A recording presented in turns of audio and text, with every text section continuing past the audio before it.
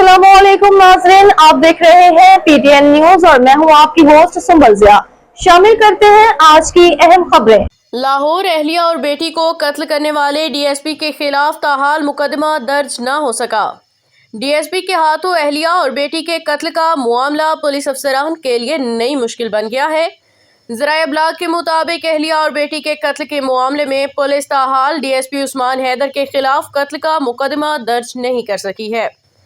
Police के आला अफसरान डीएसपी के खिलाफ 302 की दफात के तहत मुकदमा दर्ज करने में शशुपंज का शिकार हैं।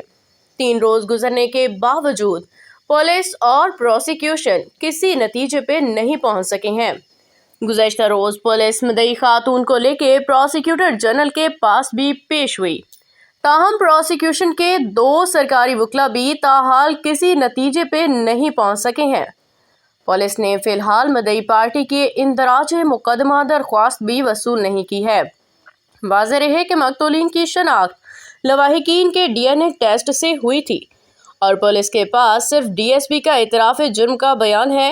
मकतूलीन का इब्तदाई पोस्टमार्टम रिपोर्ट में मौत की वजह मालूम नहीं हो सकी थी, जबकि पुलिस ने ताहाल लवाहिकीन को लाशें भी वसूल नहीं करवाई हैं। न्यूज स्टूडियो से अब तक के लिए इतना ही। मज़ीद खबरों और अपडेट्स के लिए देखते रहें पीटीएन न्यूज। अल्लाह निगहबान।